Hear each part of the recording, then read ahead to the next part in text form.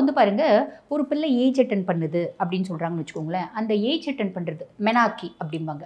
இந்த மெனார்கி அப்படின்றது ஃபஸ்ட்டு வர்றது எப்படி வருது அப்படின்னா, ஒரு பிள்ளையினோட ஏஜ் இருக்குமா, ஒரு 12 to 15 இயர்ஸ்க்குள்ள. இப்போல்லாம் குழந்தைங்க வந்து பார்த்தீங்கன்னா 10 வயசுல ஏஜ் அட்டெண்ட் பண்ணிடுறாங்க. இது வந்து பார்த்தீங்கன்னா ப்ரிகாஷியஸ் பியூபர்ட்டி அப்படிங்கிறாங்க. ஃபஸ்ட்டு பியூபர்ட்டி ஆகிறது அப்படின்றது 12 to 15 இயர்ஸ் வந்து பார்த்தீங்கன்னா கரெக்டான ஏஜ் அப்படின்னு சொல்லலாம். 10 இயர்ஸ் வந்தால் தப்பும் இல்லை.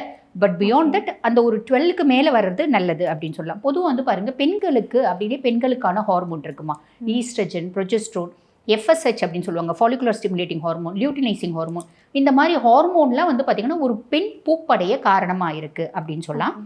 அப்போ இந்த மென்சஸ் அப்படின்றது எப்படி வருது அப்படின்னு கேட்டிங்கன்னா, இந்த ஹார்மோன்ஸ்லாம் ஃபஸ்ட்டு வந்து பாருங்கள், இப்போ ஒரு பொண்ணு ஃபஸ்ட்டு இந்த ஹார்மோன்ஸ்னோட ஒரு ஆக்ஷன்னால ஒரு பிள்ளை ஏஜ் அட்டெண்ட் பண்ணுது. ஏஜ் அட்டெண்ட் பண்ணிவிட்டு மாதம் அந்த சைக்கிள் வரணும் பார்த்தீங்களா, மென்ஸ்ட்ரல் சைக்கிள். யூஸ்வலாக வந்து பார்த்திங்கன்னா 28 நாளில் ஒரு சைக்கிள் வரும்.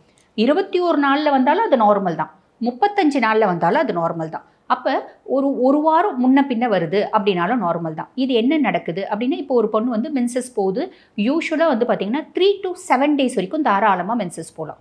இப்போ ஒரே நாள் போகுது அப்படின்னா அது ஒலிகோமெனோரியா அப்படிம்பாங்க. லைட்டாக அது ஒரு கண்டிஷன். அது வந்து ப்ளீடிங் சரியாக போக மாட்டேங்குது, ஹார்மோனல் குறைபாடு அப்படின்னு. அதே வந்து பார்த்திங்கன்னா 10 நாள் போகுது அப்படின்னா அது மெனரேஜி அப்படின்னு சொல்லுவாங்க. அதுக்கு பின்னாடி நோய்கள் காரணமாக இருக்குது.